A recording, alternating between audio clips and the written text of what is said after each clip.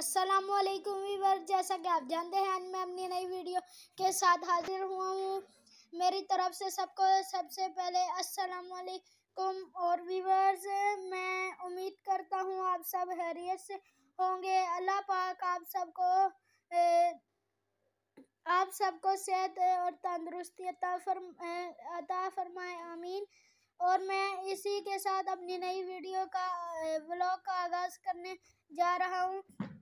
Viewers, कल रात को मैं लेटा हुआ था, तब मेरे ज़हन में आया कि सुबह छुट्टी होगी।